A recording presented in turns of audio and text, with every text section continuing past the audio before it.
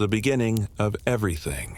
The primordial chaos before the stars blinked into the void, before the oceans roared or the mountains rose. There was only chaos, not chaos as we know it today, but an ancient, silent, formless vastness, a void that was neither night nor day, neither sound nor silence. It was the cradle of nothingness, and paradoxically, the birthplace of all things.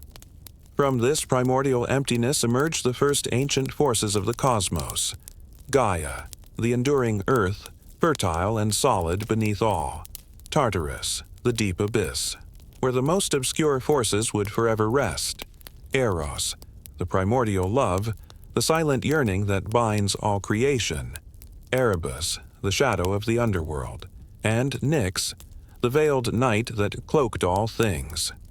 From Erebus and Nyx came Ether, the upper light, and Hemera, the day, proof that even from the darkest corners light finds its path. Gaia, in her strength, bore Uranus, the star-strewn sky, without need of consort. He spread above her like a celestial canopy. Together, Gaia and Uranus gave form to the first divine order. From their union came powerful beings: the Titans, the one-eyed Cyclopes, and the towering Hecatonchires, monsters with 100 hands and 50 heads. But Uranus feared what he had helped create. Terrified that his children might one day usurp him, he cast the Cyclopes and Hecatonchires deep into Tartarus, the womb of Gaia herself. Gaia groaned in anguish, burdened by the children trapped within her, and from her sorrow bloomed a seed of vengeance. The revolt of the Titans' Gaia's heart throbbed with pain and fury. She summoned her children, the Titans, calling upon them to rise against their cruel father. Among them, only one answered Ebi call: Cronus, the youngest, driven by hunger for power and destiny. Gaia forged a sickle of black stone and handed it to her rebellious son. As Uranus descended from the heavens to embrace Gaia, Cronus struck, merciless and swift. With a single stroke, he severed the sky from the earth. From Uranus's spilled blood on the ground were born the Erinyes, goddesses of vengeance, the mighty giants, and the Meliae, nymphs of the ash trees. And from the foam that rose upon the sea, mingled with the divine blood, emerged a vision of beauty: Aphrodite, goddess of love and desire. With Uranus dethroned, Cronus rose as ruler of the cosmos. He freed his fellow Titans and ushered in a new golden age, a time when mortals lived in harmony, untouched by disease, and the earth gave its fruits freely. But as time passed, Cronus too was haunted by prophecy. A child of his would one day overthrow him as he had done to his father, and so he chose fear over love. Each time his wife, Rhea, bore a child, Hestia, Demeter, Hera, Hades, Poseidon, he swallowed them whole, hiding them within his belly. But Rhea could bear it no longer. Pregnant once more, she fled to the island of Crete. There, in secret, she gave birth to her final son and swaddled a stone in cloth, giving it to Cronus as a decoy. The child's name would echo through eternity: Zeus. The birth of Zeus and the fall of Cronus. While Cronus believed he had consumed all his offspring, Zeus grew in secret, hidden in a cave on the slopes of Mount Ida in Crete. Nurtured by the divine goat Amalthea and protected by nimble nymphs, his cries were masked by the dance and clamor of the curette, warriors who struck their shields to conceal the infant's voice. Zeus grew quickly, strong, clever, and bound by a sense of fate. Guided by Gaia and the wisdom of the goddess Metis, he devised a plan to challenge the tyrant. Disguised, Zeus entered the palace of Cronus and offered him a potion crafted by Metis. Upon drinking it, Cronus convulsed and began to vomit. One by one, the swallowed gods emerged: Hestia, Demeter, Hera, Hades, and Poseidon, alive and unbroken. Together, the siblings formed a divine alliance, but Cronus would not surrender easily. Thus began the Titanomachy, the War of the Titans. For 10 long years the skies trembled and the earth cracked beneath the weight of godly battle. Thunder raged, mountains were hurled, and oceans boiled. Desperate, Zeus descended into Tartarus and freed the Cyclopes and Hecatonchires, offering them liberty in exchange for loyalty. Grateful, the Cyclopes forged mighty weapons, a lightning bolt for Zeus, a trident for Poseidon, a helm of invisibility for Hades. Armed with divine gifts, the gods returned to the battlefield. Hades spread terror from the shadows. Poseidon shook the earth, and Zeus hurled thunderbolts that split the sky. At last, Cronus fell. The defeated Titans were cast into the deepest abyss of Tartarus, guarded by the 100-handed giants. Thus dawned a new epoch, the age of the Olympians, the rise of Olympus. With the Titans defeated and the old reign shattered, the world lay silent, waiting for a new order. The 3 brothers, Zeus, Poseidon, and Hades, stood upon the edge of destiny. Together, they chose not to fight for supremacy, but to share the cosmos, sealing a pact that would echo through eternity. By casting lots, they divided creation. Zeus became the ruler of the sky, lord of storms and king of the gods. Poseidon claimed the seas, commanding waves and quakes with his mighty trident. Hades took the underworld, the silent realm of shadows and souls. The earth, Gaia herself, remained free, an impartial domain beneath their influences, fertile and alive, ever sacred. Zeus made his throne atop Mount Olympus, where the clouds crowned the heavens and thunder danced around him. There he gathered the new pantheon, a council of gods drawn from siblings, offspring, and ancient powers. Among the first to join him, Hera, both sister and queen, goddess of marriage and protector of royalty. Demeter, bringer of harvests and green abundance. Hestia, guardian of the hearth and flame. Ares, fierce god of war.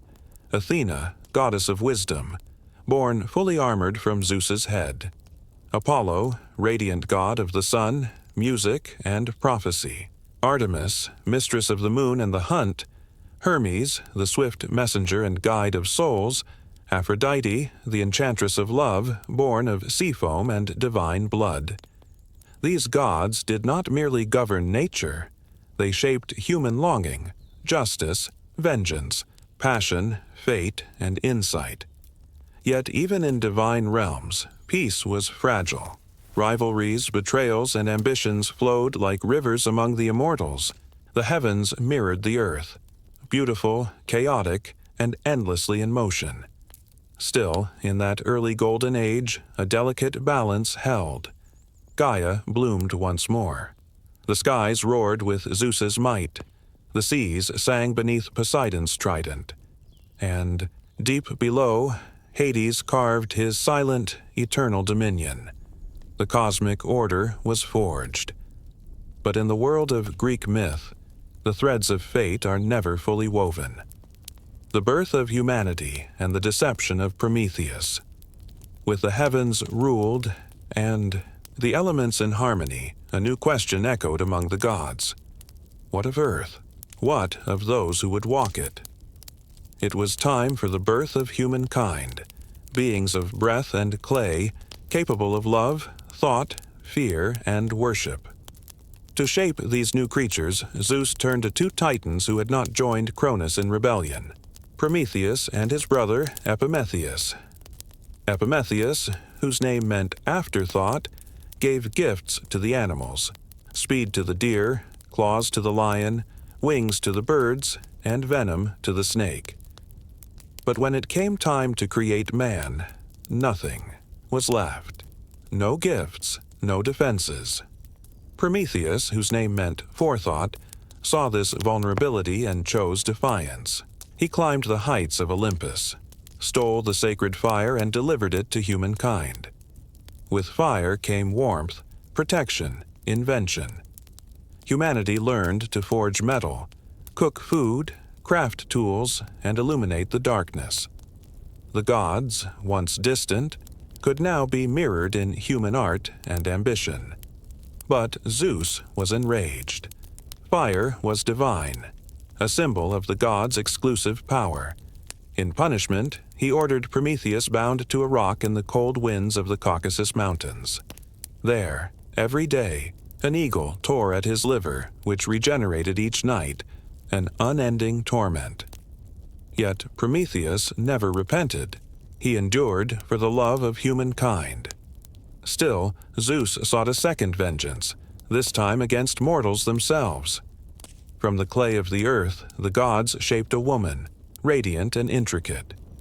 Each god gave her a gift: beauty from Aphrodite, craft from Athena, persuasion from Hermes, and a mind of mystery formed with divine care.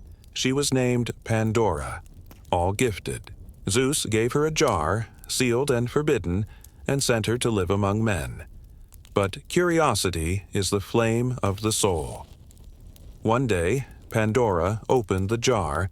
From within burst forth suffering, sickness, jealousy, war, sorrow, and death, all the woes that plague the world. Frightened, she shut it quickly, but it was too late. Only one thing remained trapped inside: hope. And so, humankind began its journey, a fragile race of clay and fire, burdened by pain, but guided by a glowing ember of possibility. The first heroes and the age of demigods. As humanity spread across the earth, bearing both divine fire and mortal sorrow, a new chapter unfolded in the mythic saga, the Age of Heroes. It was a time of half-gods, children of divine and human, unions, born to shape the destiny of the world with courage and tragedy. Zeus, ever watchful of fate and power, descended often to the mortal realm. In many forms, lightning, beasts, or men, he fathered heroes destined to protect order and challenge chaos.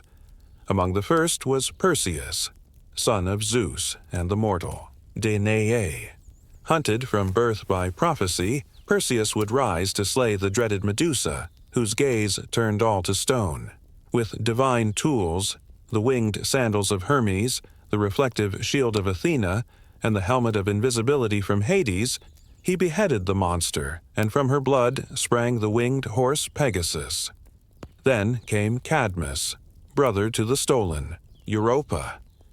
In his search for her he followed a sacred cow, founded the city of Thebes, and slew a dragon sacred to Ares. From the dragon's teeth he sowed warriors, born from the ground, ancestors of a cursed lineage steeped in myth. The gods no longer watched from afar. They intervened, blessed, punished, and guided these mortals like pieces in a divine game. Heroes became the tools of the gods, their deeds shaping temples and tales for centuries to come.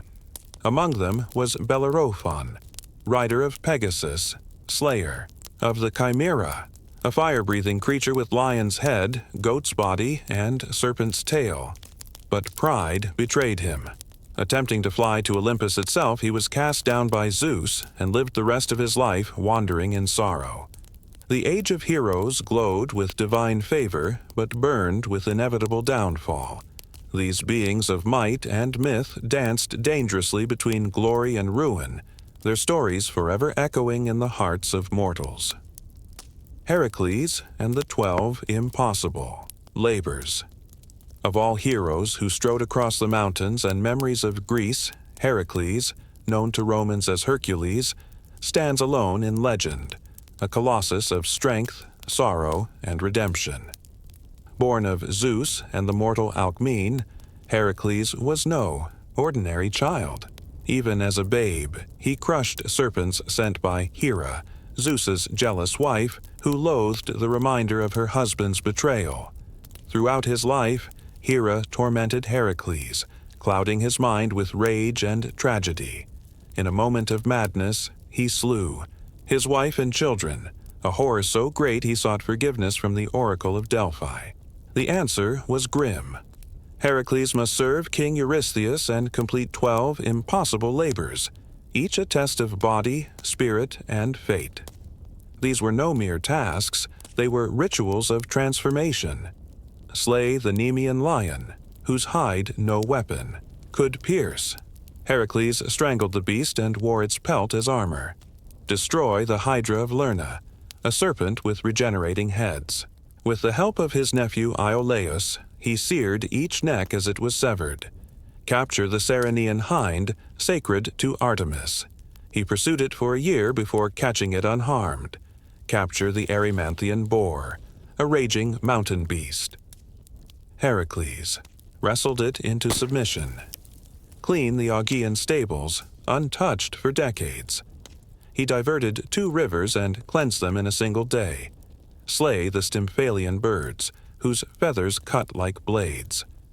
Athena gave him a rattle to flush them out. He shot them from the skies. Subdue the Cretan bull, a creature of Poseidon's wrath. Heracles seized it by the horns and tamed it. Tame the mares of Diomedes, man-eating horses. He fed Diomedes to them, ending their hunger. Obtain the belt of Hippolyta, queen of the Amazons. A misunderstanding led to war. Heracles fought and claimed the belt. Steal the cattle of Geryon, a giant with 3 bodies. Heracles crossed oceans, slew the guardian, and drove the herd home. Take the golden apples of the Hesperides, guarded by a dragon. He convinced Atlas to fetch them, then tricked him into holding up the sky again. Capture Cerberus, the 3-headed hound of the underworld. Unarmed, he faced the beast and emerged victorious. Each labor was a descent into darkness and return into light, a path of penance. Heracles was not perfect. He was flawed, driven by fury, guilt, and pain. Yet he endured, rose, and inspired. In the end, after a life of agony and triumph, Zeus welcomed him to Olympus. Heracles shed his mortal skin and ascended. A hero turned immortal, seated among the very gods whose trials had shaped him.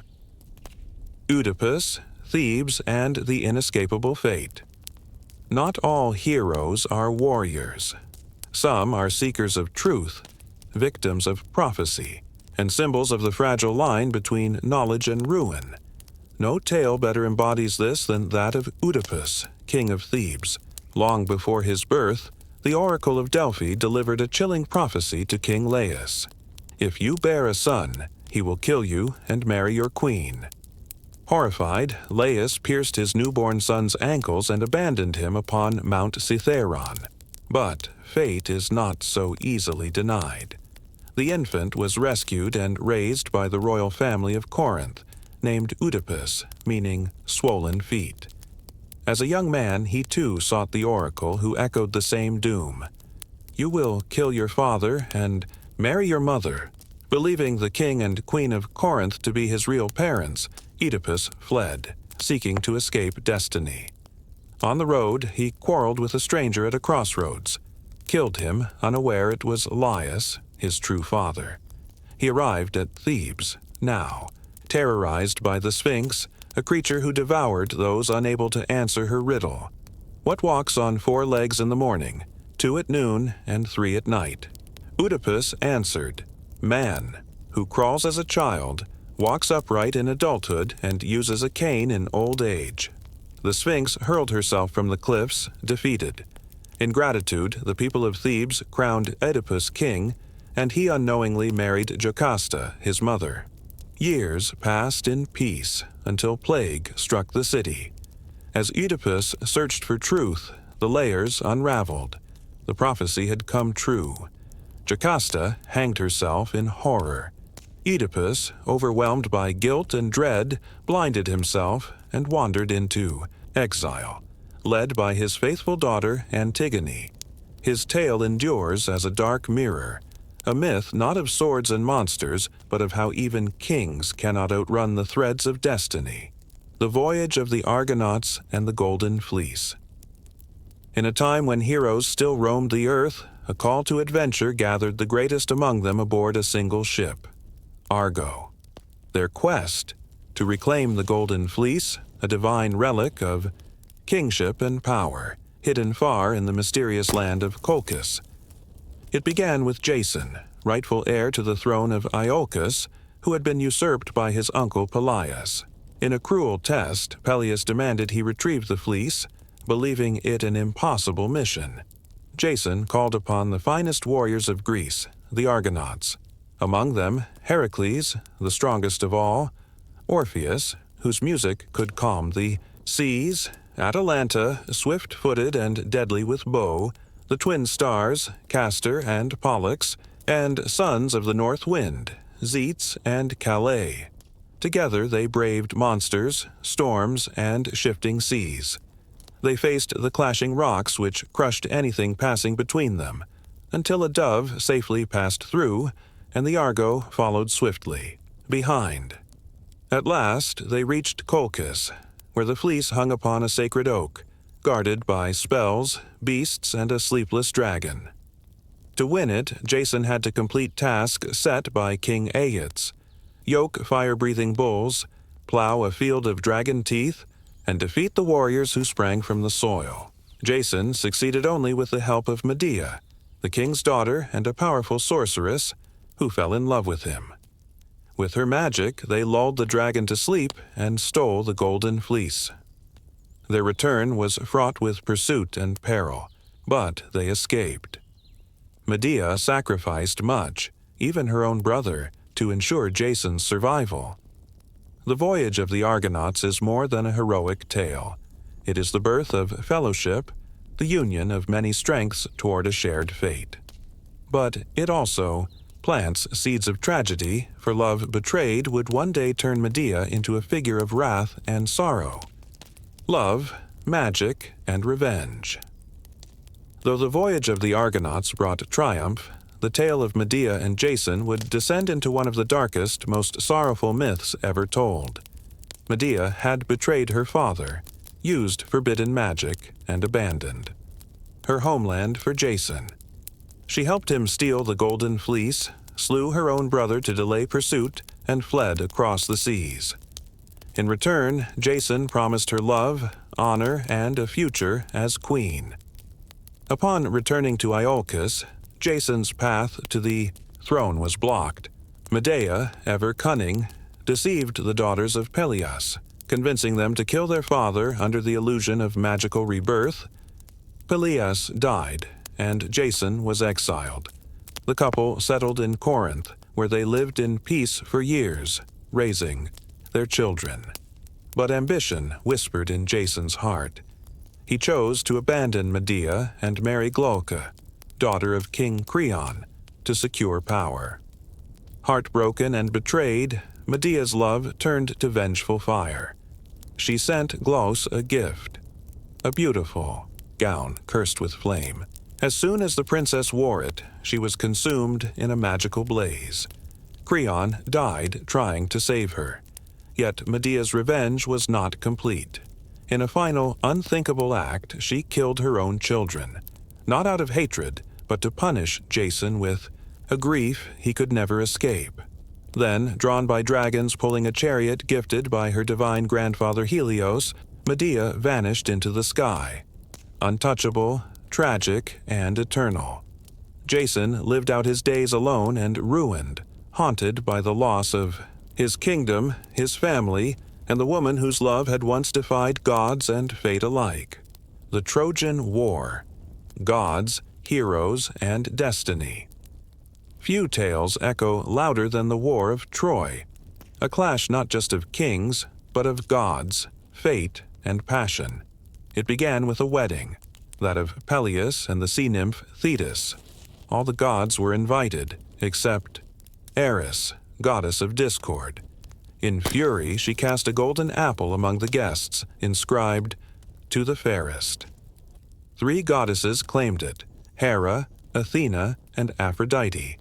They turned to a mortal prince to decide, Paris of Troy. Each offered him a gift. Hera promised power, Athena, wisdom and victory. Aphrodite, the most beautiful woman on earth. Paris chose Aphrodite. That woman was Helen, queen of Sparta, already wed to King Menelaus. When Paris took Helen to Troy, whether by seduction or force, he ignited a fire across the Greek world. Menelaus and his brother Agamemnon summoned the kings and warriors who had once sworn an oath to defend Helen's marriage. Among them were Achilles, invincible but doomed, Odysseus, master of guile, Ajax, the mighty, Nestor, the wise, and 1,000 ships carrying men to war. Troy stood proud, defended by Hector, noble son of King Priam, and by the blessings of the gods. Yet the gods themselves took sides. Athena, Hera, and Poseidon favored the Greeks. Apollo, Artemis, Ares, and Aphrodite aided Troy. For 10 years the war raged. Glory and death danced together. Achilles fell to a single arrow, guided to his heel, his only weakness. Finally, it was not brute force that won the war, but cunning. Odysseus devised a great wooden horse, hollow inside, left at Troy's gates, as a gift. Believing the Greeks had fled, the Trojans brought it inside.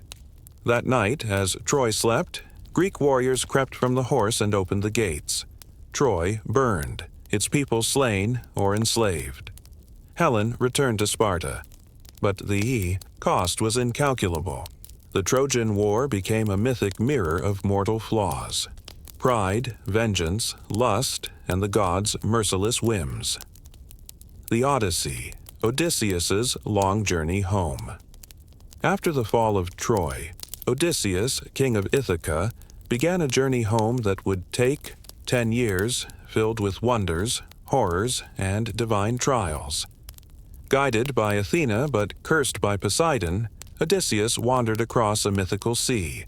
He blinded the Cyclops Polyphemus, son of Poseidon, bringing wrath upon himself.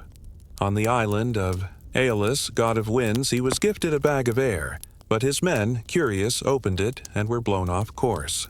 He escaped the Laestrygonians, cannibal giants who devoured his crew. He visited Circe, the enchantress who turned men into swine. With Hermes' help, he overcame her, and stayed for a year. He braved the underworld, where the prophet Tiresias warned him of dangers ahead. He passed the sirens, tying himself to the mast to resist their deadly song. He sailed between Scylla and Charybdis, choosing the lesser evil. 6 lives lost to a sea monster. On Thrinacia, his men slaughtered the sacred cattle of Helios, and Zeus struck their ship in anger. Only Odysseus survived, clinging to driftwood, washing ashore on Ogygia, where the nymph Calypso kept him for 7 years. At last, with divine aid, he returned to Ithaca, disguised, hardened, and wiser. He found his home plagued by suitors, and with his son Telemachus, he reclaimed his throne. The Odyssey is not just a voyage. It is a reflection on endurance, identity, and the longing for home. Orpheus and Eurydice. Love beyond death. Orpheus, son of the muse Calliope, was a musician whose songs could charm stones and silence storms. His love for Eurydice was pure, but brief. Shortly after their wedding, Eurydice was bitten by a snake and died. Overwhelmed with grief, Orpheus descended into the underworld, lyre in hand. Before Hades and Persephone, he played. His music softened, even death. Moved, they agreed. Eurydice could return, with one condition. Orpheus must not look back at her until they reached the world above. He led her through the shadows, step by step. But just before the light, doubt seized him. He turned. Eurydice vanished forever. Orpheus wandered in sorrow, rejecting all others. In the end, he was torn apart by Maenads, his lyre flung to the stars. His tale is a hymn of love's power and its fragility, the birth of Aphrodite and the power of desire. From the sea foam where Uranus's severed parts met the waves, a goddess arose, Aphrodite, radiant with love, beauty, and irresistible charm. Where she stepped, flowers bloomed, even the gods paused at her presence. Though married to Hephaestus, god of the forge, her heart wandered freely, most famously to Ares, god of war. From this union came Eros, the winged god of desire, and Harmonia, goddess of balance. Aphrodite influenced hearts and histories. She favored Paris with Helen's love, setting the Trojan War in motion. She punished those who defied beauty and lifted mortals into legend, like Pygmalion, whose statue she made flesh. Aphrodite is not gentle. Her love is fire, creative, chaotic, and divine. Pegasus and the Bellerophon tragedy, from the blood of Medusa, slain by Perseus, rose Pegasus, a winged horse of purest white. He soared through sky and story until tamed by Bellerophon, a mortal prince blessed by the gods. Bellerophon, aided by Athena, mounted Pegasus and performed heroic deeds, including slaying the Chimera, a fire-breathing monster of lion, goat, and serpent. But hubris grew in him. He sought to ride Pegasus to Olympus itself. The gods, angered by his pride, sent a gadfly to sting the horse. Pegasus threw Bellerophon, who fell to earth, blinded and crippled. Pegasus continued upward, finding a place among the stars, the Muses and the flame of inspiration, 9 daughters of Zeus and Mnemosyne, memory. The Muses preside over the arts, guiding poets, singers, and philosophers. Calliope, epic poetry. Clio, history. Erato, love poetry. Euterpe, music, Melpomene. Tragedy, polyhymnia, sacred song. Terpsichore, dance. Thalia, comedy. Urania, astronomy. They inspire creation without wielding force. Their whispers shape civilizations more subtly than war or prophecy. They remind us that memory is divine and art eternal. Typhon, the monster that challenged Olympus. When Gaia grew weary of Olympian rule, she birthed Typhon, the final, most terrible monster. He towered beyond mountains with dragon heads, winged arms, and eyes of fire. He challenged Zeus himself, hurling mountains and fire. Even gods fled. Only Zeus stood firm, wielding thunderbolts in a war that shook the heavens. At last, Zeus buried Typhon beneath Mount Etna, which still smokes with the beast's rage. This myth is a reminder: even gods face forces that test their rule. Phaethon and the chariot of the sun. Phaethon, son of Helios, begged to drive the sun chariot across the sky for one day. Against warnings, Helios relented. But Phaethon could not control the divine horses. The chariot veered, scorching earth and freezing sky. To save the world, Zeus struck him down with lightning. Phaethon's body fell into the river Eridanus, mourned by his sisters, who became poplar trees. His myth is one of ambition without preparation, of fire without mastery. Sisyphus, the eternal struggle. Sisyphus, king of Corinth, was cunning and defiant of death. He tricked Thanatos, chaining death itself, and even escaped the underworld once. But the gods had enough. As punishment, Sisyphus was condemned to roll a boulder uphill forever, only for it to fall each time he neared the top. His tale is a reflection of futility and rebellion, and later a symbol of human persistence. Narcissus and Echo. Reflection and silence. Narcissus, beautiful beyond compare, scorned all who loved him. Echo, cursed by Hera to only repeat words, fell in love with him, but he rejected her. One day, Narcissus saw his own reflection in a pool, and, entranced, wasted away, unable to leave it. From his body sprang the narcissus flower.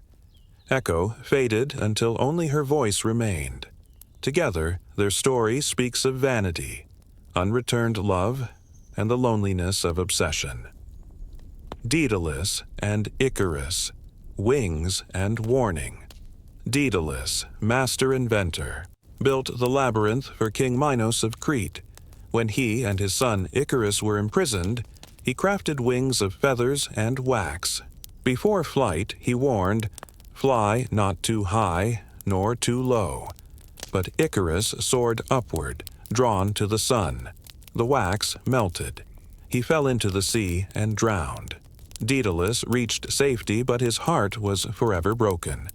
The myth of Icarus reminds us that freedom without balance brings ruin. Theseus and the Minotaur. In the age of labyrinths and kings, Theseus, prince of Athens, sailed to Crete to end a terrible tribute. Every 9 years, 7 youths and 7 maidens were sent to be devoured by the Minotaur. This monster, half man, half bull, was the shame of King Minos, born of a divine curse. Hidden deep within the labyrinth built by Daedalus, it fed on the innocent. Theseus, brave and unshaken, volunteered. In Crete, he met Ariadne, daughter of Minos, who fell in love and gave him a ball of thread to retrace his path. He descended into darkness, fought the Minotaur, and slew it. Using the thread, he escaped the maze. But tragedy followed. On his return, he forgot to switch the black sails to white. His father, Aegeus, watching from the cliffs, thought him dead and leapt into the sea, which now bears his name. Theseus became king, but his life, like all heroes, ended in exile and loss, the judgment of Midas king. Midas, once kind and wise, made a wish to Dionysus, that all he touched turned to gold. At first he rejoiced, but soon food, water, and even his daughter became lifeless metal. He begged Dionysus to reverse it. The god relented, and Midas washed away the curse in the river Pactolus, which still gleams with gold dust. Later, Midas offended Apollo in a music contest between the god and the satyr Marsyas, favoring the satyr. As punishment, Apollo gave Midas donkey ears. Ashamed, Midas hid them until his barber whispered the truth to a hole in the earth. Reeds grew there, and when the wind passed, they whispered, "King Midas has donkey ears." A tale of greed, the shame, and the price of poor judgment. Asclepius and the art of healing. Asclepius, son of Apollo and a mortal woman, was taught the secrets of medicine by the centaur Chiron. He grew so skilled he could bring the dead back to life. This angered Hades, who feared the balance of life and death. Zeus struck Asclepius down with lightning, but, seeing his value, the gods later placed him among the stars as the constellation Ophiuchus. His staff, entwined by a serpent, became the symbol of medicine. Asclepius remains a figure of healing and sacred balance. The underworld, realms of the dead. The Greek underworld was not simply a place of torment, it was a realm of shadows, ruled by Hades and Persephone. The dead crossed the river Styx, ferried by Charon, whose passage required a coin placed upon the tongue of the deceased. The gates stood Cerberus, the three-headed hound. The souls were judged. The righteous went to the Elysian fields, a place of rest. The ordinary wandered in the asphodel meadows. The wicked were sent to Tartarus, punished for eternity. The underworld was complex, not cruel. It reflected a belief in order beyond death, a realm where myths continued to unfold. Artemis. The untamed huntress, Artemis, twin of Apollo, was born beneath a silver moon and swore eternal virginity. She roamed forests with nymphs, protector of wildlife and young women. Fierce and proud, she punished any who disrespected her. The hunter Actaeon, who saw her bathing, was turned into a stag and torn by his own hounds. Niobe, who mocked her mother Leto, lost all her children to Artemis and Apollo. Yet Artemis could also show compassion, aiding mothers in childbirth and guiding wild things. She is the moon's silence, the rustle in the leaves. the sacred, wild, untamed. Apollo, light, prophecy, and music. Apollo, god of the sun, prophecy, and art, shone with reason and radiant order. From his lyre flowed music that calmed chaos. From his lips came truths delivered at Delphi, where his oracle guided kings and heroes. He slew the python that once guarded the sacred site and built a temple upon it. Apollo loved many, Daphne, who turned into a laurel tree to escape him. Hyacinthus, a youth killed by accident, from whose blood sprang a flower. He is beauty and balance, but also wrath. When disrespected, his arrows brought plague. Apollo is the golden voice of Olympus, the embodiment of harmony and consequence, the oracle of Delphi and the voice of fate. The oracle of Delphi, seat of Apollo's power, sat upon the Pythia, a priestess in trance, breathing vapors from a sacred chasm. Her words were veiled in mystery, spoken in riddles that shaped empires. "You will destroy a great empire," she told Croesus, and he destroyed his own. The oracle was not about certainty but revelation through reflection. Those who heard her had to understand themselves. Delphi was the navel of the world, where gods whispered through mortal minds. The Moirai, the weavers of destiny. The Moirai, or Fates, were three ancient sisters older than the gods. Clotho spun the thread of life. Lachesis measured its length. Atropos cut it with her shears. Not even Zeus could overrule them. They determined the moment of birth, the path of life, and the hour of death.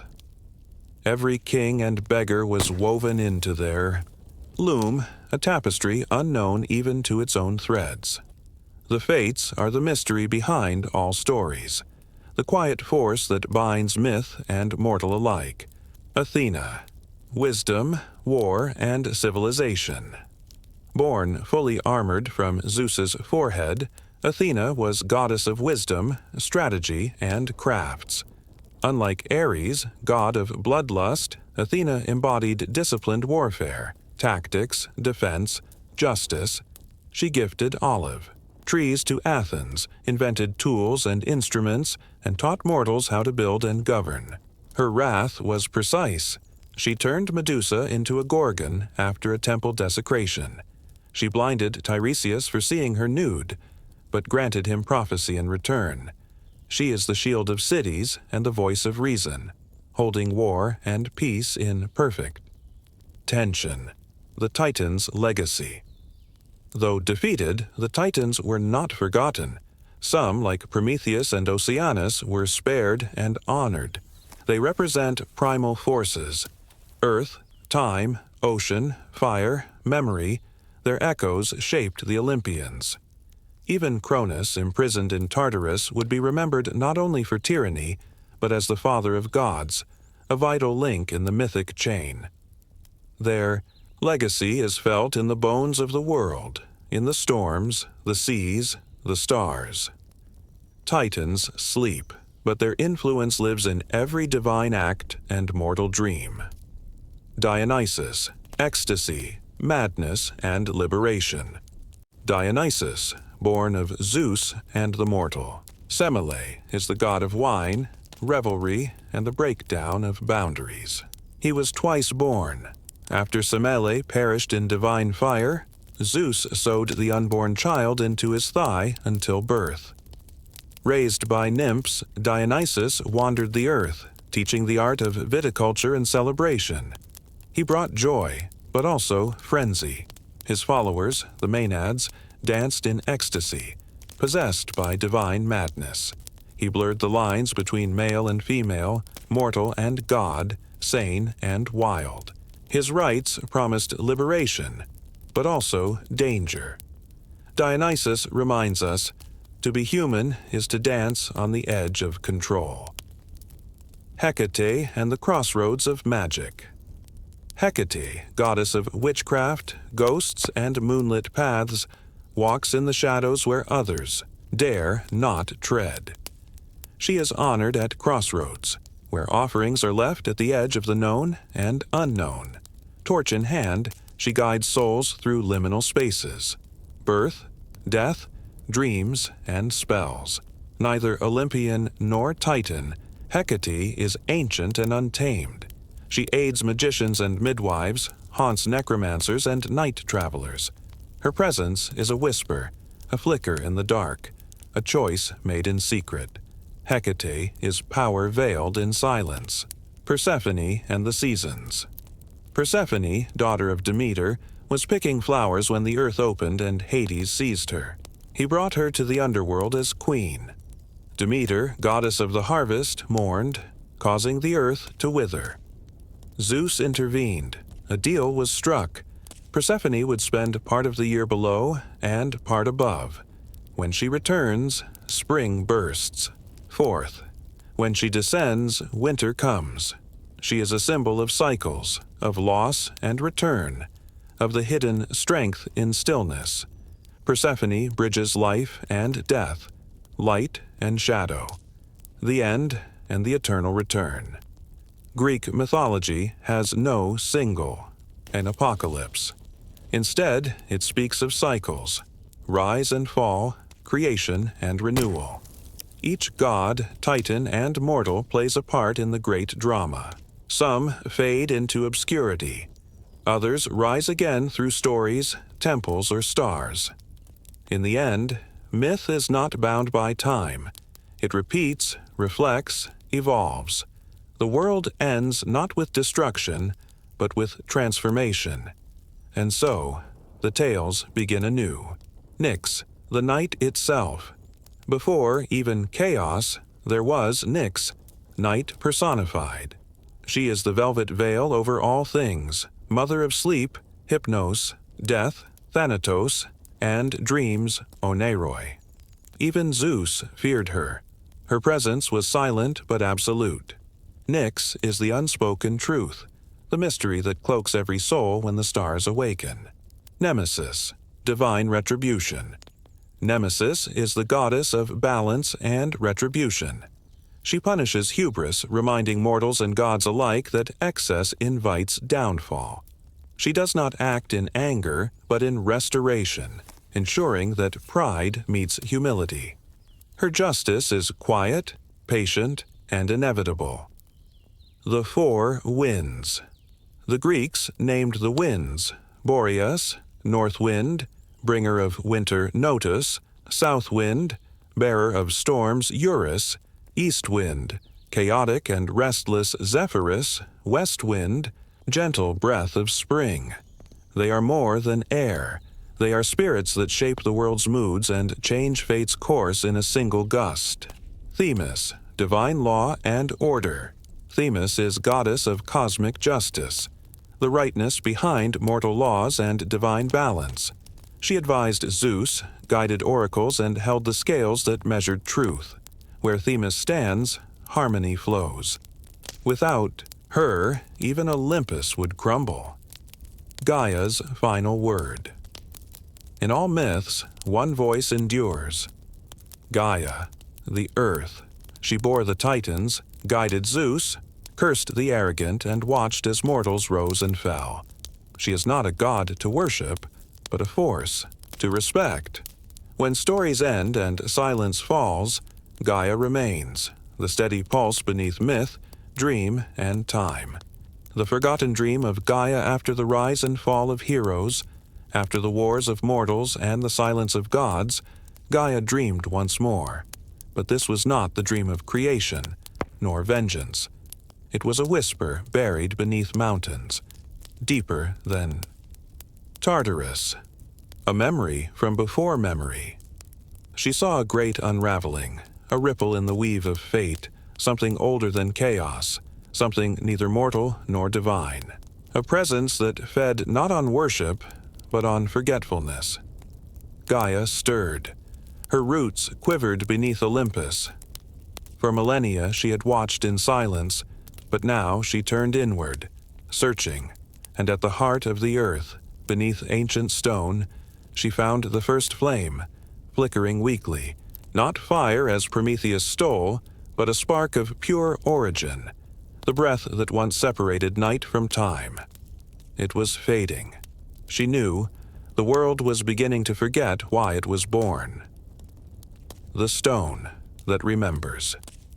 Beneath the ruins of a forgotten temple on an island no longer marked on maps, there stood a solitary stone, veined with golden light. It pulsed with memory. The stone was called Mnemonian, the last witness. Forged before the Titans, before Uranus and Gaia, it held the whispers of the very first thoughts of existence. Only 3 beings knew it still existed: Gaia, Themis, and a hermit named Olinas, who was neither god nor man, but something in between, a fragment of memory given flesh. Each day, Olinas sat before the stone, listening. He heard things no mortal could understand: the voice of rivers before they had names, the sound of time folding back on itself. One evening, Mnemonian spoke clearly. The gods have grown quiet. The threads fray. The story is forgetting itself. The hermit trembled. If Mnemonian was weakening, then the fabric of myth itself was in danger. If no one remembered the gods, not even the gods, what would remain? Not destruction. Unbeing. The awakening of Themis far below Olympus, in a chamber where no torch ever burned and no sound ever echoed, Themis opened her eyes. She had slept since Zeus last called upon her counsel. But now, the scales she bore, tipped on their own. She felt imbalance not caused by war, injustice, or human folly, but by absence. The stories that once formed the bones of the world were eroding. Mortals no longer told them. The gods no longer lived them. Themis rose. For the first time in epochs, she left her sanctuary and walked upon the earth. Flowers wilted where her feet passed, not from malice, but because the world itself was adjusting to the return of something, too ancient to name. She sought Gaia, and Gaia, for the first time in eternity, looked afraid. The return of the unspoken god. There was a name never spoken, not in temples, not in riddles, not even in madness. A god without myth, forgotten by choice. Once, before Olympus, before Titans, there was a god of silence. Not void, like chaos, but pure absence, Themoros, the unspoken one. He had no form, no desire, no worshippers. When the first flame was born, he fled. When chaos sang, he recoiled. When Gaia birthed, he slept. But now, with myth weakening, Themoros stirred. He was not evil. He was nothing, and he was hungry. The eclipse of memory, the sun did not rise for 3 days. Not in one land, but across the world, birds flew without direction. Waters stood still. Mortals dreamed of empty halls, of gods weeping without names, of temples with no altars. The oracle of Delphi, long silent, awoke in a scream. Through her broken breath came a prophecy. When silence walks and memory sleeps, the voice of fire shall vanish deep. Unless the forgotten is spoken anew, all that is shall unweave, too. It was the first prophecy not from Apollo, but from something deeper, something older than even Delphi. The gods listened, and for the first time since the Titanomachy, they were afraid.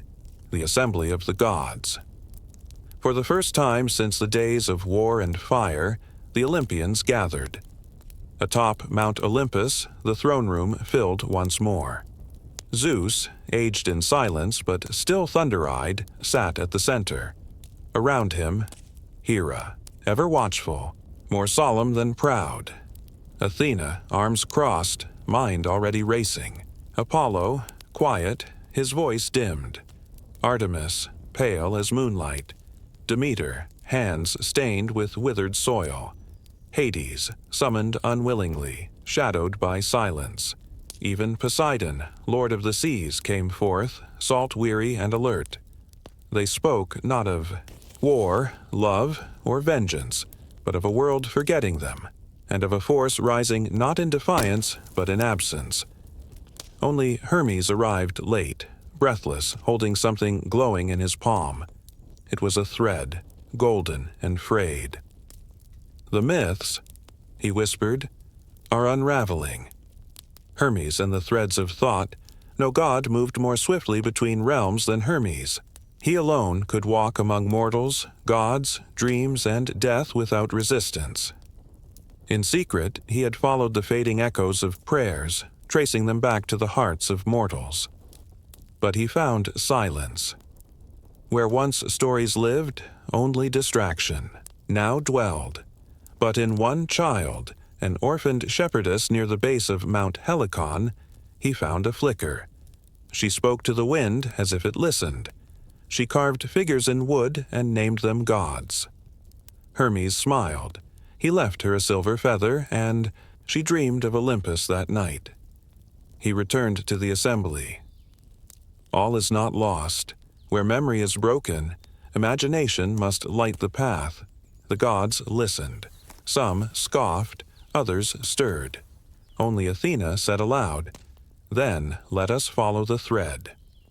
The journey to the edge of the world, with Gaia's roots quaking and Nemean's stone dimming, the gods had to act. Zeus sent Athena, Hermes and Apollo on a journey to the edge of the known world, a place even gods had forgotten, where myth met what came before myth. They passed ruins where no songs were ever sung, temples built but never named, oceans without tides, stars that blinked once and never again. There they found a gate of bone and crystal, guarded by no beast, only a silence so profound it sang. Athena raised her shield. Hermes offered the golden thread. Apollo, though dimmed, hummed a note so bold it made the gate shimmer. It opened. Beyond was a library with no books, only echoes. Each echo a forgotten story, waiting to be spoken. The gods stepped inside. The rebirth of story. Inside the library of silence, Hermes found a single word glowing on a pedestal. Mythos. He spoke it aloud. A wind stirred. Pages unwritten swirled in the air. Voices, childlike, ancient, divine, began to speak. Tales long buried, reformed. The shepherdess in her dreams began to tell a story to her sheep, who listened. Elsewhere, a dying poet whispered names to the stars. A painter saw a god in his sleep. A child, never taught the myths, drew a three-headed dog in the sand and called it Cerberus. Story returned. The gods felt themselves again, not as rulers but as symbols, alive in the breath of mortal minds. The last myth. When they returned to Olympus, the sky was no longer pale. The stars seemed brighter. The trees remembered their names. Gaia, still heavy with sorrow, allowed a new flower to bloom at her roots, a bloom shaped like a spiral, echoing. Time itself. Zeus stood at the edge of his throne and declared, "We are not eternal because we live. We are eternal because we are told." The gods would fade again, but now they would reside within imagination, not above the world, but inside every tale where struggle meets wonder. Thus was born the last myth, not the end, but the beginning of stories reborn. And somewhere in a dream a voice spoke, "As long as one remembers, the gods are never gone." Ginnungagap, the silent beginning. Before time, before light, before memory, there was Ginnungagap. It was not chaos. It was not darkness. It was the great yawning void, a space where nothing yet dreamed of being. To the north, the realm of Niflheim whispered. Mist, frost, and ice flowed endlessly, cold without malice. To the south, the fire realm of Muspelheim burned, wild and radiant. Its flames knew no purpose, only motion. When heat met ice in the center of Ginnungagap, the silence stirred. From the melting frost dripped life, and the first being emerged. Ymir, the frost giant. Not god, not mortal, not hero. Ymir was pure, origin, and from the sweat of his skin, life began to multiply. Ymir and the birth of the worlds. Ymir slept, new giants were born from his armpits. From his legs, others formed. He was the seed of Jotnar, the frost giants, creatures vast, ancient, and wild. Then came Audhumla, the primal cow. From her udders flowed 4 rivers of milk, and from her tongue, as she licked the ice, emerged Buri, the ancestor of gods. Buri fathered Bor, who took a giantess Bestla as his mate. Their union birthed 3 gods: Odin, who would become Allfather Vili, the Wilve, the Sanctifier. These brothers looked upon Ymir and saw danger in his boundless power. So they rose, united, and killed him. From Ymir's blood flowed oceans. From his bones they shaped mountains. His skull became the sky, held by 4 dwarves at the corners of the world. His brain became the clouds.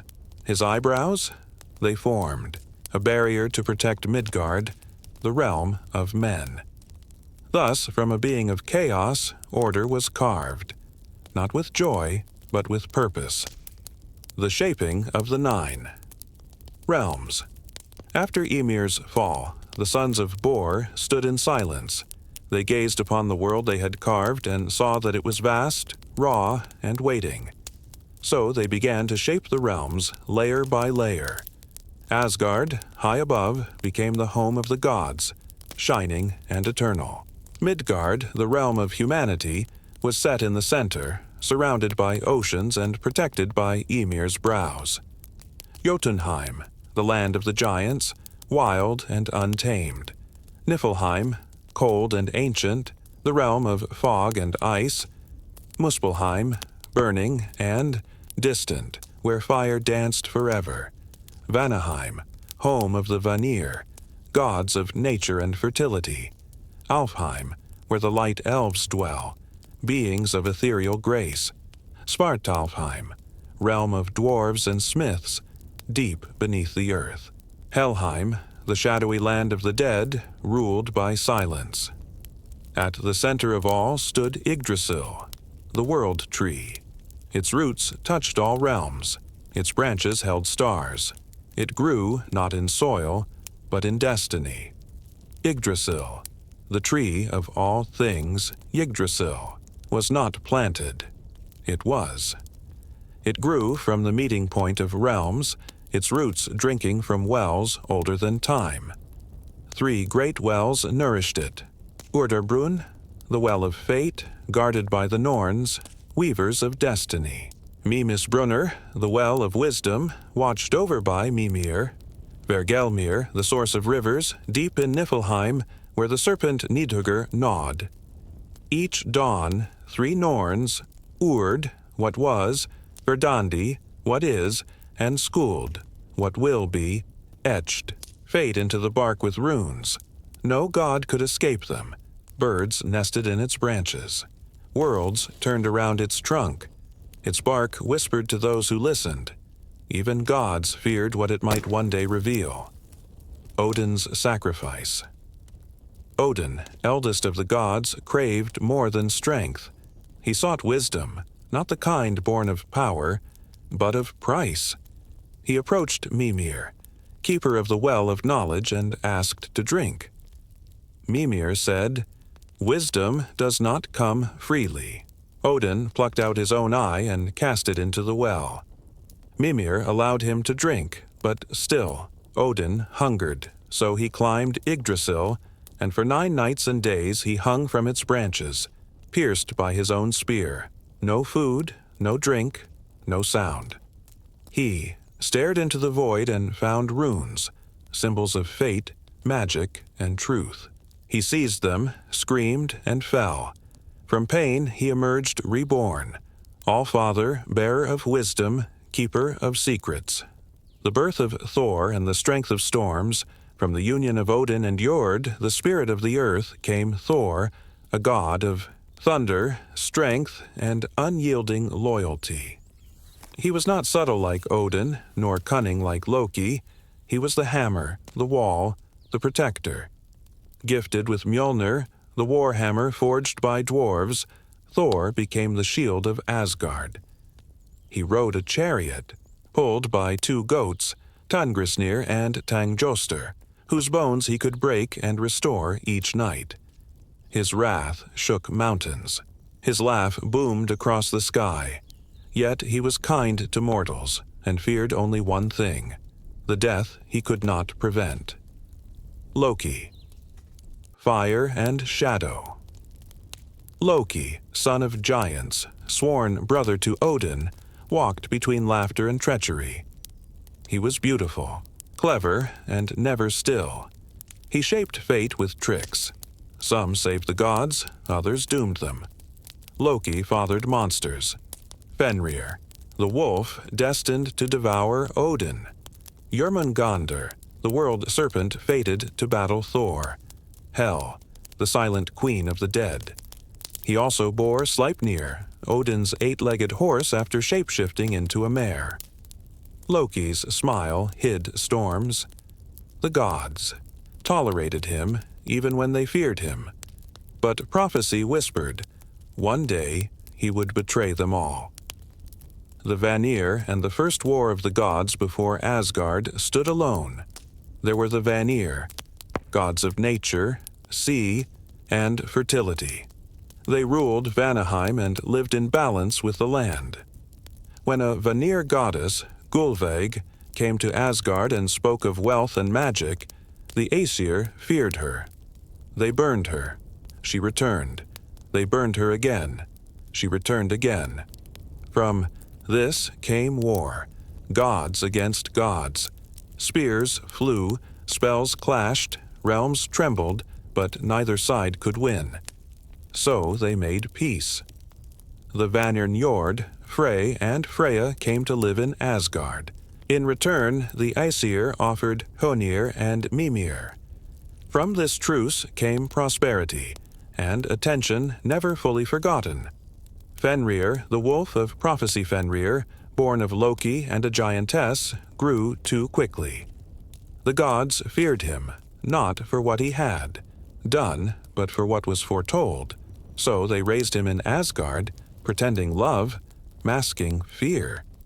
When he grew too large, they tricked him with games, binding him with chains, testing his strength. Each time, he broke free. Finally, they asked the dwarves to forge Gleipnir, a chain made of impossibilities. The sound of a cat's footfall, the roots of a mountain, the breath of a fish. They approached Fenrir again. Suspicious, he agreed. If one god placed their hand in his mouth as a sign of trust. Tyr stepped forward. As Fenrir struggled and could not break free, he bit down. Tyr lost his hand. The gods cheered. Fenrir waited. The seeds of Ragnarök, though peace returned. The seeds of the end had been sown. Odin knew. The Norns whispered it. Even Yggdrasil trembled sometimes without wind. Ragnarök, the twilight of the gods, would come. Fenrir would break free. Jormungandr would rise from the sea. The dead would march from Helheim. Loki would lead them, smiling. The sky would break. Fire would fall. Gods would die. And yet, from the ashes, a green world would rise again, a new sun, a new beginning. But for now, the gods feasted, fought, and told stories. And in the farthest root of Yggdrasil, a girl named Leif and a boy named Lifthrasir slept in the bark, waiting to awaken when the world was reborn.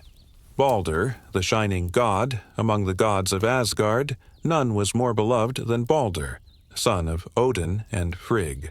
Balder radiated peace, light, and beauty. His presence brought calm to all who beheld him. Flowers bloomed in his footsteps, storms softened at his voice. But one night Balder dreamed of his own death. He awoke, pale and silent. His mother, Frigg, terrified by the vision, traveled across the 9 realms and made everything vow not to harm Balder. Fire, water, metal, stone, even disease and poison, swore to never touch him. But one thing she overlooked. A single sprout of mistletoe, too young and small, was left out. The death of Balder once word spread that nothing could harm Balder. The gods amused themselves by throwing weapons and stones at him. Arrows, blades, and axes all bounced off harmlessly. Laughter echoed through Asgard. Loki, ever watching, grew silent. Disguised, he approached Frigg and asked which thing had not sworn the vow. She answered casually. The mistletoe. It was too young, too harmless. Loki smiled. He crafted a dart from the sprig, light and sharp. He gave it to Hoder, Balder's blind brother, and offered to help him join the game. Guiding his hand, Loki aimed the dart. When it flew, it pierced Balder's heart. The laughter stopped. The god of light fell. The world grew quiet. Even Yggdrasil trembled. Balder was taken to Hel, the land of the dead. Odin wept. Frigg's heart broke. The gods knew this was the first true step toward Ragnarok. Hermod's ride to the underworld, the gods stood paralyzed in grief. Balder, their joy and light, lay still. No healing spell, no secret rune, no thunder or song could bring him back. But Frigg, goddess of motherhood and sorrow, refused to accept this end. She turned to the gods and pleaded, "Is there any among you brave enough to ride to Hel, to beg for my son's return?" None moved. The name Hel brought dread, even to gods. Then Hermod, son of Odin, stepped forward. He said nothing, only nodded. His eyes held resolve. Odin gave him Sleipnir, his 8-legged steed, the fastest in the 9 realms. Hermod climbed into the saddle and vanished into the mist. He rode for 9 nights, across cold valleys and blackened rivers, past the roots of Yggdrasil, and through the lands of forgotten names. The world darkened as he descended. At last, he reached the bridge of Gjo, guarded by the giantess Modgud. She stepped forward, spear in hand, and asked, "Why does the bridge tremble more for you than 1,000 dead?"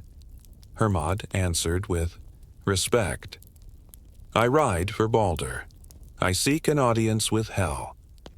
Modgud let him pass. Beyond, a shadowed land stretched. A palace of frost stood quiet. There, in the hall of the dead, sat Hel, daughter of Loki, half her face beautiful, the other withered like old bone, and beside her sat Balder, still, pale, but smiling faintly. The deal with Hel watched Hermod closely. Her voice was soft, cold as untouched snow. "Why have you come to my realm, god of Asgard?" Hermod bowed deeply. "To plead for my brother. Balder is loved beyond measure. Let him return." Hel considered. She rose and walked in silence. Her palace groaned beneath. Her feet, behind her, trailed mist and memory. She turned. "If Balder is truly loved, then let all things in the world weep for him. If they do, I will release him." Hermod nodded. Hope stirred. He stayed that night in Hel's palace, speaking with Balder. Balder spoke not of anger or sorrow, but of dreams, of a world at peace, of gods finding rest, of endings with grace. Hermod embraced his brother and rode back to Asgard with the offer. There, the gods sent messages far and wide. All things were asked to weep for Balder. Trees, stones, birds, rivers, beasts, clouds, and they did. Tears fell like dew, like rain, like golden light. But deep in the mountains an old woman refused. Her name was Thuk, and when the messengers came to her cave, she said, "Balder gave me nothing. Let Hel keep what she has." She did not cry. Some say it was Loki in disguise, and so Balder remained in Hel's realm. Loki's fall from grace. The gods no longer trusted Loki. His tricks had once been tolerated, even admired, but Balder's death was too far. Odin brooded in silence. Frigg would not speak his name. Thor wanted only justice, not vengeance. Loki laughed it off at first. He mocked the gods, sang twisted songs, and danced through halls that had once embraced him. But he knew something had changed. The light in the gods' eyes had dimmed when they looked at him. And so he fled. He hid in the mountains, built a hall with 4 doors, and disguised himself as a salmon when danger drew near. But Odin saw all. He sent gods to capture him, and Loki was caught in his own arrogance. They brought him in chains to a cave deep beneath the earth. There, they tied him with the entrails of his own son. Above him, they hung a serpent, its venom dripping onto his face. His wife, Sigyn, stayed beside him, catching the poison in a bowl. But when she emptied the bowl, the drops stung Loki's skin. He writhed in agony, and the earth trembled. Thus earthquakes were born. Loki would remain there until the end. Until Ragnarok. The Norns and the fracture of fate. Beneath the roots of Yggdrasil, 3 sisters wove the fate of gods and men. Urd, the past. Verdandi, the present. Skuld, the future. They sat beside the well of fate and carved runes into the bark of the world tree. But something had changed. The loom stuttered. The threads tangled. The Norns whispered, "The pattern is unraveling." Gods no longer listened as they once had. Mortals no longer honored their names. And far in the shadows, Thimoros, the forgotten force of silence and unbeing, began to stir again. Even the Norns, ageless and eternal, could feel doubt. Skuld, youngest among them, dipped her hand into the well and saw no clear future. Only mist, only stillness, and a tree burning from the inside. Dreams of Ragnarök in the high halls of Asgard. Even laughter had grown thin. Odin sat beneath the stars that never blinked, listening, not to wind nor wolves, but to the silence between sounds. That was where truth lived now. He dreamed of fire. He dreamed of the sky splitting, of gods falling and wolves devouring light. And each morning he woke to the caw of Hugin and Munin. But the thoughts they brought grew darker with each flight. Frigg no longer sang. Thor no longer boasted. Even Heimdall, who watched all from the Bifrost, sharpened his hearing in dread. Dears was not if, but when. And the Norns had begun to unravel the story, as though even they had grown tired of spinning fate into song. One night Odin stood and said only this, "It must be remembered." No one asked what. They all knew. The signs before the end in Midgard, the mortals felt it too. The winds came colder, the summers shorter, stars moved in strange ways. Children dreamed of wolves with burning eyes. Fishermen saw the world's serpent stir beneath the waves. The gods took counsel. Heimdall reported strange horns sounding in the deep. Freya found her cedar magic tangled, unresponsive. Tyr visited Fenrir's chains, and for the first time saw them twitch. Then came the wolf's first howl, a sound so deep and hollow that even the dead turned in their graves. And when Sul, the sun goddess, faltered in the sky, all knew the time was near. Odin sent ravens to all realms with a single word carved into their wings: prepare. The binding Kraksvar beneath the crust of Midgard, deep inside the caves where even dwarves dared not dig, the chains of Gleipnir trembled. Fenrir, bound for ages, now dreamed. His jaws clenched, his heart pounded. The world pulsed in time, with his breath. His eyes opened. The chain, made of impossibilities, began to fray. Not because of weakness, but because it was time. No curse lasts forever. In Helheim, Hel stood from her throne as frost cracked beneath her feet. She called to the legions of the dead. Their eyes opened as one, silent, waiting. Across the sea, Jörmungandr uncoiled, stretching from the ocean floor to the clouds. Lightning sparked on his scales. The sea hissed, the sky dimmed, and in the center, of all, Yggdrasil groaned, louder than thunder, quieter than breath. It had begun. Block 20, Heimdall's Hornatop. The shimmering rainbow bridge of Bifrost, Heimdall stood. He did not sleep. He did not speak. He listened. To the creak of the roots, the winds of Jotunheim, the howl of distant wolves. He held the Gjallarhorn, the great horn whose sound would signal the final battle. But he did not raise it yet. He waited for the truth. Not fear, not prophecy, but for the moment all hearts align in knowing. Then, far below, he saw the first army rising, shadows from Helheim, smoke from Muspelheim, and giants from Jotunheim, and he knew. With a deep breath, he raised the horn to his lips. The sound it made was not heard, but felt. Mountains shook, rivers paused, even time hesitated.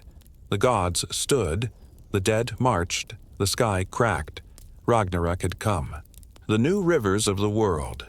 After fire came silence. After silence came water. From the ashes of the 9 realms, new rivers began to form. They did not follow the paths of the old, nor answer to the names once given. They flowed freely, reshaping the land. One river carved through green hills where there had once been wastelands. Another wound through valleys where giants once ruled. The rivers whispered to the trees, and the trees listened. No gods commanded these waters. Yet, in their currents, the memory of Ymir, the first giant, returned, not as terror, but as deep memory. The earth, wounded and reborn, accepted all, shadow and light. Life did not rush. It unfolded like mist. And those who walked the land knew, not fear, only awe. The dawn of a new sky. The sky above the new world was not the one shattered by Surtur's flame. It was reborn, stitched by stars that had never shone before. The moon returned first, pale and slow. Then the sun, a daughter of the fallen goddess Sul, stepping into her mother's place with no crown, only light. She rose not to conquer night, but to balance it. And as the first sunrise cast its golden hush across the fields, those who had endured Ragnarok stood still. Not in worship, not in command, but in gratitude. Birds, thought lost, sang new songs. Clouds moved like thoughts across the sky. Time, once bound by prophecy, now flowed gently. The sun saw no temples, no war, only beginning. The grove of the remembered dead. The heart of the new world, beneath a canopy of leaves untouched by flame, grew a sacred grove. No one planted it. Yet trees stood in perfect circle, their trunks carved with names long past. Odin, Thor, Frigg, Tyr, Loki, Heimdall, Freya, Balder. Their names were not worshipped, they were remembered. Each tree bore symbols of its god, etched in living bark, a hammer wrapped in ivy, a raven wing cradling flame, a blindfold woven of gold, a horn carved into the roots. No altars stood. The grove was not for prayer. It was for peace. Pilgrims came not to seek favor, but to sit beneath the shade and feel the hum of memory, and sometimes in the wind, voices whispered, not to command, only to guide. The wanderers of the wind in this new world, not all who walked had names. There were those called the Windwalkers, beings not born but stirred into shape by the dreams of the living. They bore faint echoes of the old gods, but were not bound to them. Some said they were spirits of the lost myths, fragments of stories never told. now free to wander. They appeared in misty mornings, or just as the stars came out. They offered riddles, music, silence. To some they gave nothing but a feeling, a calm that softened grief, a breath that mended thought. And when they left, footprints faded behind them, but the trees always leaned in the direction they had passed, as if still listening. Block 35. The house at the edge of the forest, beyond the rivers and groves, where the world blurred into mystery, stood a small house. No road led to it. No map marked it. Those who found it never arrived on purpose. Inside lived a figure neither old nor young, neither man nor woman, neither mortal nor divine. They called them Varka. Varka brewed tea from starlight and root. They listened more than they spoke. Travelers came with questions about life, death, gods, meaning. Varka never answered directly. Instead, they offered stories. Each story was a thread. And somehow, the traveler would leave with something tied back together. Some said Varka was the last remnant of the Norns. Others believed they were the echo of Skuld, the weaver of what is yet to come. But none stayed long, and the house was never in the same place twice. The return of the runes. The runes, once carved by Odin's pain, had vanished in flame. But now they began to reappear, not in stone, but in the dreams of the young. Children traced symbols in the dirt with sticks. Artists painted them without knowing their meaning. Musicians hummed rhythms shaped by ancient syllables. The runes were not commands anymore. They were keys, not to control fate, but to understand it. One rune glowed in the sky one evening, traced in cloud and sunset. It was the rune for hope. No one spoke of it. But for days afterward, strangers were kinder to one another. The world, it seemed, remembered how to listen. The echoes of hell far away, where the sun's warmth still hesitated to reach, the old land of Helheim stood quiet. Hel, daughter of Loki, had ruled over the dead with balance, not cruelty, but since Ragnarok her realm had emptied. Now she walked alone, her half-beautiful, half-bone face emotionless. She carried no crown, no staff, only a quiet grief. She did not seek revenge. She did not long for worship. Instead, she wandered the world, unseen, and placed her hand gently on those who mourned too long. And in that touch, grief softened. Even the new world needed shadow. Hel remained not as queen, but as presence. She was not feared. She was honored. The mirror. There was a lake at the foot of a mountain that reflected nothing but truth. Those who stood before it did not see their faces. They saw what still lived in them. Sorrow unspoken, joy unclaimed, memories buried. The lake had no name, but some called it Mimir's echo, for its stillness felt like wisdom. On windless days, the lake whispered to those who waited long enough. What is lost may still guide you. The gods once gazed upon mortals. Now the world gazed back, and in the reflection, many found themselves again. The wanderer's compass among the gifts left behind by the old gods was a strange compass, discovered by a child near the Grove of the Remembered. It pointed not north, but toward questions. Wherever the bearer went, it guided them to the place they most needed to be, though not always the one they wanted. Some were led to old friends. Others, to unspoken truths. One man followed it for years and found his own childhood buried beneath an oak. The compass bore a single word carved beneath its needle. Sigr. Victory. Not over others, but over fear. The song that has no end. One night, across the sky, stars moved like dancers. No constellation held its shape. but from the motion came melody. Children sang without knowing why. Elders hummed as if remembering a forgotten lullaby. It was not a song of gods, war, or fate. It was a song of being. It did not begin. It did not end. It passed from tree to bird, from stream to stone, from silence to breath. And so the new world lived, not as a monument to the past, but as a song that had no need to be finished, because it was always just beginning again.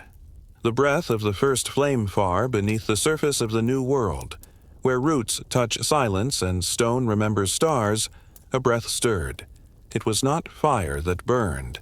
It was the first flame, not seen since the meeting of ice and heat in Ginnungagap. The flame did not destroy. It remembered. It pulsed once, sending warmth through the bones of the earth. Not to awaken gods, but to awaken wonder.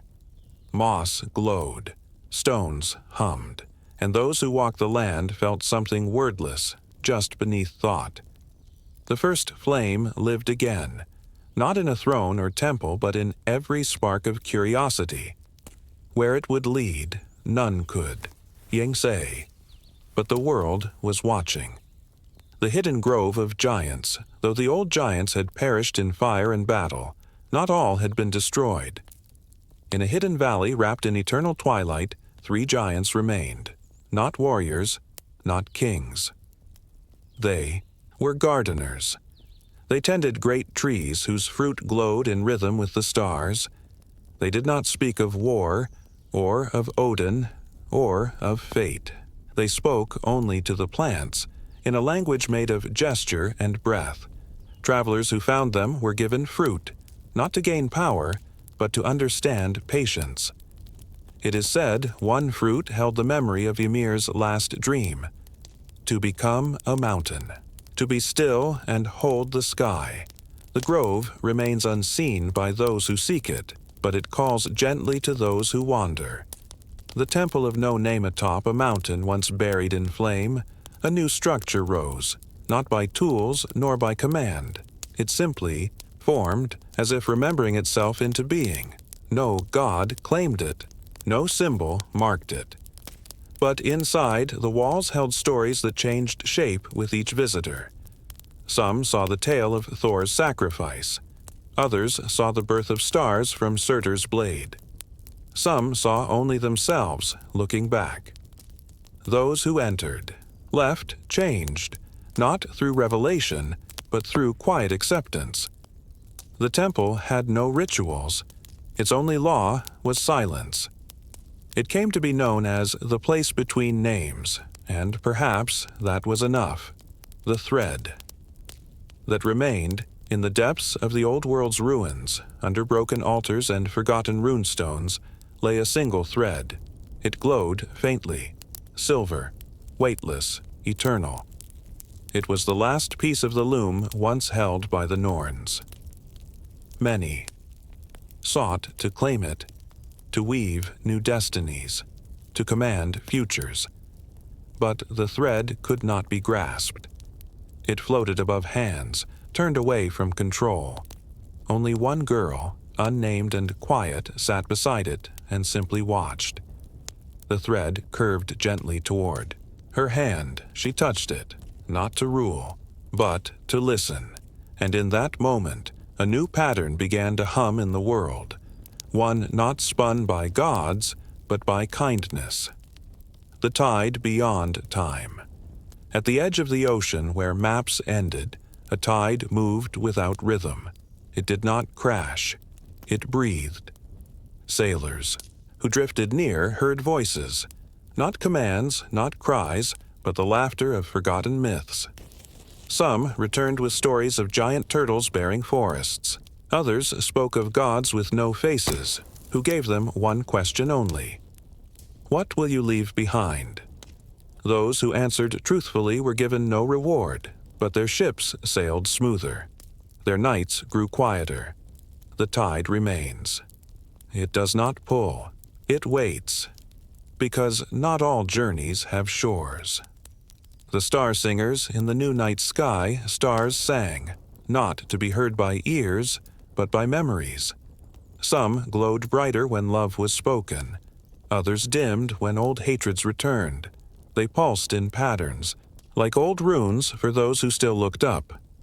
One man built an instrument from silver reeds and cloudroot. When he played, the stars moved slightly, not to grant him power, but to say, "We hear you."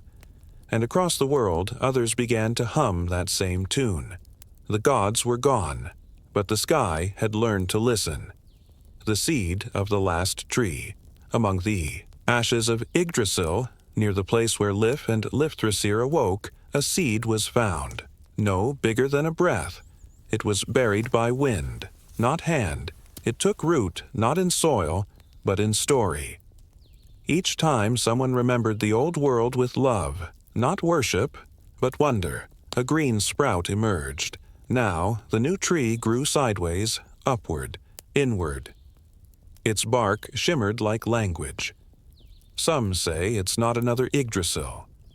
Some say it is its child. Not a tree of fate, but a tree of freedom. The one who watches, high in the mountains where lightning once crowned Thor's steps. A figure sat alone. No one knew its name. It wore a cloak made of echoes. It spoke not in words, but in questions left unanswered. Those who climbed the mountain never asked for power. They asked only, "Is it enough?" The figure never replied. But always a raven circled 3 times before the traveler returned. Some said it was Odin's spirit. Others said it was the world itself, learning to ask instead of command. The watcher remains. It judges nothing, but it forgets nothing. The children of the dream new generations walked the earth. They did not speak of Asgard. They did not worship Valhalla. But in their dreams, they saw wolves made of stars, trees that spoke in wind, and hammers that built, not destroyed. They played with runes without knowing them. They sang old songs with new words. They built stories not to pass down truth, but to keep questions alive, and in each of them lived a little spark of something the gods once feared. Choice, not destiny. The beginning. Again, at the very center of everything, there is no throne, there is no war, there is only a circle, etched in sand by wind and memory. Inside it, a single word appears. Again, not as a warning, not as a command, but as a promise. Because the world does not end. It turns, and each story, whether god, monster, hero, or wanderer, will one day return. In a new name, in a new voice, in a new night. The moon that watches.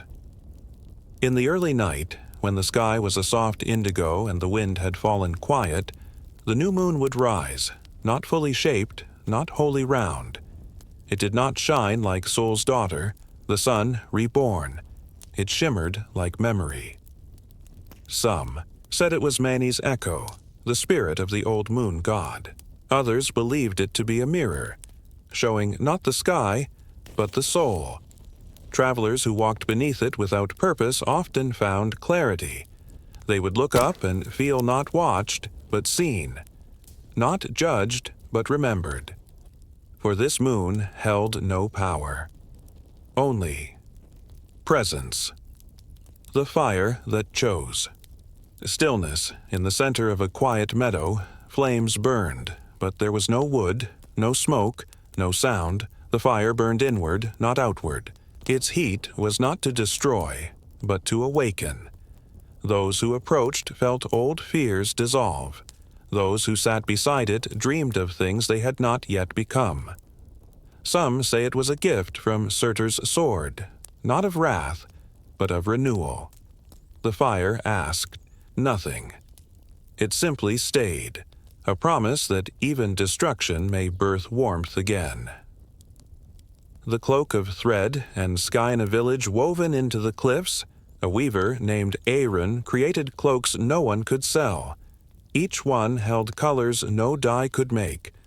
Sky, in twilight, fog at dawn, the hue of a forgotten name. People who wore her cloak said they dreamed more clearly. Some remembered past lives. Others found the courage to speak what had long gone unspoken. Aaron never spoke of gods, but she once whispered to a child, "The world still weaves. We only help it remember the pattern." Her loom never stopped, and the wind carried threads. Beyond the cliffs. Block 64. The cloud that carries dreams, there is a cloud that never breaks. It floats low over a quiet valley where no rain has ever fallen. When people sleep beneath it, they dream together. Not in shared words, but in shared feeling. One may dream of flying, another of their childhood home, a third of a bird with eyes, like their mother's, but all wake with the same message. You are not alone. The cloud never grows or shrinks. It simply moves slowly, waiting for the next soul ready to be gently held. The wall with no gate. Along a plain where no trees grow stands a massive stone wall, perfectly smooth, stretching beyond sight in both directions. There is no entrance, no ladder, no door. Travelers who reach it feel compelled to walk alongside it, though they never know why. And those who complete the walk, however long it takes, find themselves changed. Some finally forgive. Some release an old burden. Some laugh without knowing why. The wall offers no destination. Its journey is the change, and when one finishes it, they often never speak of it again. Only smile. The sky that remembered names. One evening, the stars, aligned into letters. Not of any known alphabet, but of intention. The old called it nonsense. The young said it was beautiful. But those with broken hearts looked up and found the names they had whispered in the dark. Friends long gone, lovers lost, children never held. And the sky did not answer. It only held space. As if to say, I remember, too. That night, many slept outside, not to stargaze, but to be heard. The footprints that led nowhere. In a snow-covered glade that never thawed, footprints circled endlessly. No beginning, no end. The size changed, some small, some wide, some human, some not. Those who followed them always returned to where they began, and yet something inside them felt moved. The glade was called Hringvor, the circle field. Elders said it was where souls walked to understand time. Children played there and claimed they spoke to someone they couldn't see. Perhaps it was a place between lifetimes, or perhaps it was just a reminder. Even in going in circles, we find new steps. The song that waited centuries, in a cave once covered by glacier, a single note echoed, just one, not loud. Not long, but it never stopped. No matter the wind, the rain, the silence, it remained. Those who heard it described a feeling like home, or grief, or sunrise, or all three at once. Some said it was Bragi, god of poetry, whose final breath became sound. Others claimed the note would continue until someone finally sang with it, not in harmony, but in truth. It waits still, and perhaps one day a voice will rise that knows its meaning. The mirror that reflected what's missing. Deep in the northern ice inside a forgotten hall stood a mirror covered in frost. It reflected not the face, but the absence within it. A warrior saw the fear he never named. A healer saw the pain she never allowed herself to feel. A child saw the parent they never met. Some turned away, others wept. But those who lingered just a little longer began to see something else. Not what was lost, but what had grown in its place. The mirror never cracked, but those who left it carried less weight. The stone that taught stillness. In a meadow wrapped in wind, there lay a stone so smooth it seemed unnatural. No inscription, no shape. Those who sat upon it found themselves thinking more slowly, then thinking less, then simply being. The stone offered no vision, no dream, no divine voice, only silence. But in that silence, many heard themselves for the first time. And when they stood, they did not speak. They simply nodded, as if the stone had spoken in a language made of breath, and maybe it had. The forest that hummed. There was a forest deep in the eastern winds where no bird sang and no beast stirred. And yet the air was never silent. The trees hummed, not with voices, but with resonance, like the echo of ancient lyres buried in their roots. Those who sat beneath them often fell into a waking dream. In it, they saw moments that never were. A wolf resting beside a lamb. Thor planting seeds instead of throwing lightning. Loki laughing with no shadow in his eyes. The forest showed not truth, but possibility. And sometimes that's all one needs. Block 72, the stone that floated. In the far north, where glaciers wept quietly, a massive black stone floated upon a frozen lake. No one knew why. It cast no reflection, gave no sound when struck, and no tool could mark its surface.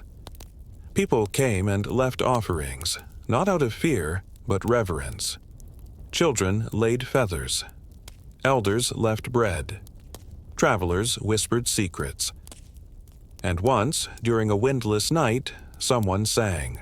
The stone glowed, faintly, and a second voice joined the song. They say it was the voice of the world remembering itself. The dream. Carousel in a forgotten meadow, surrounded by reeds and stars, stood a carousel carved from wood and glass. No horses, no reins. Instead, seats shaped like boats, wolves, leaves, moons. When someone sat and the carousel turned, they did not move in space, but in memory. They might relive a goodbye, or the first time they tasted rain, or a story their grandmother never got to finish. When it stopped, many cried, some laughed, all left changed. It didn't spin every night, only when someone truly needed to be reminded. You were always more than you thought. The river that forgot. There was a river no map dared name. It twisted through both valley and thought, its water so clear it seemed not to exist at all. When people bathed in it, they forgot something. Not everything. Just one thing, often the very weight that kept them from moving forward. Some forgot a scar, others a regret.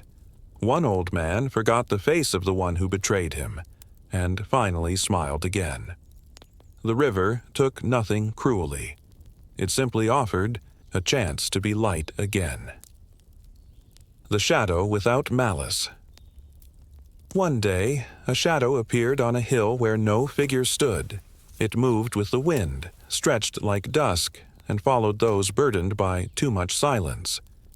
But it never harmed. It simply stood beside them. When they wept, it offered warmth. When they doubted, it echoed their breath.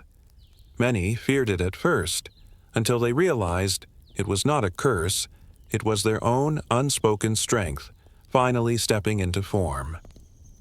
The library. Beneath the grass a hill in the west sang only when it rained. Beneath it, hidden under layers of moss and memory, lay a library carved into the earth. There were no books, only moments, kept like seeds in tiny wooden drawers. If one sat quietly, a drawer would open. Inside, the smell of a childhood home, a song from a forgotten language, the touch of a loved one's final goodbye. visitors didn't take anything. They left something of their own behind, and in doing so, became part of the collection. The ice that healed. In a narrow fjord, where the sea whispered to cliffs, a sheet of eternal ice remained untouched even by the sun's warmth. When someone placed their palm upon it, they did not feel cold. They felt a pain ease, not vanish, but soften, as if the ice did not freeze emotion, but held it until the soul was ready. One woman returned each year, never speaking. One day, she brought her daughter. The daughter cried, then smiled. The ice cracked slightly, just once. And from the crack, a blue flower grew. The mask. With no face, in a hollow tree beyond the grove of remembered names hung a mask, smooth, faceless, carved from starwood. Those who placed it upon their face vanished from view, not to others but from themselves. They entered a trance where titles, guilt, and history fell away. When they removed the mask, they often gasped, not in fear, but in realization. Some no longer needed to be warriors. Others saw they were not the villain they thought. One boy discovered he didn't want to be a prince, but a poet. The mask gave no vision, only freedom. The sleeping dragon. Beneath the roots, beneath the tree born after Yggdrasil's fall, something slept. Its breath was slow, its heart vast, of fire or rage, but of stillness. Children swore they felt the ground warm when they told stories near the tree. Some dreamed of a dragon coiled beneath them, listening, not a beast of gold, but a guardian of the unspoken. If it truly wakes, it is said it will not roar. It will sing, and from its song, new stories will grow like branches from starlight. The sky that waits. In the last hour of night, before the world blinks into day, the sky softens. The stars linger, not from duty, but from care. They wait, holding space for dreams unfinished, for wishes half-formed, for apologies never spoken. It is said the gods once watched mortals.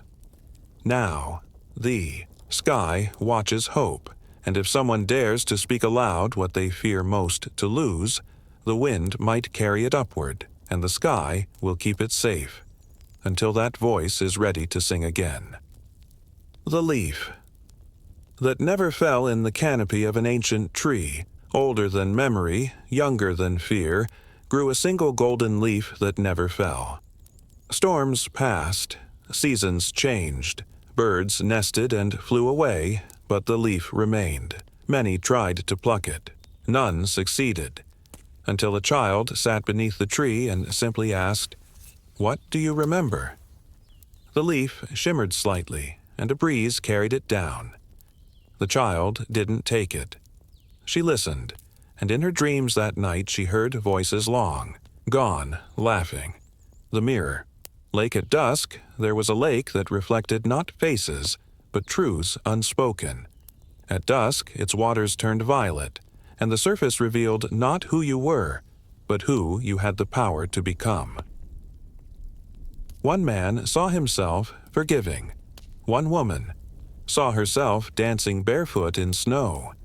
A child saw themselves speaking the words they never dared. The lake offered no reward, no miracle. But those who left its edge often walked straighter, not with pride, but with possibility. Block 83, the feather that chose its bearer feathers drifted often in the new world, but one feather was different. It shone not with color, but with memory. Whoever picked it up was given a choice: to remember one thing perfectly, or to forget one thing completely. Neither option was simple. One woman chose to remember the sound of her brother's voice. One old warrior chose to forget the moment he said nothing when it mattered most. The feather then vanished, until it chose another. It could not be bought, only trusted. The whisper that changed nothing and everything in a town built near the bones of an ancient mountain. People spoke of a whisper that moved through the streets at night. No one could understand it. It carried no words. But when it passed, people paused, briefly. Their breath slowed. Their hearts softened. Arguments faded. Tears dried faster. One poet said, "It doesn't speak to ears. It speaks to the part of you that knew peace before you knew fear." Some say the whisper was the breath of the world itself.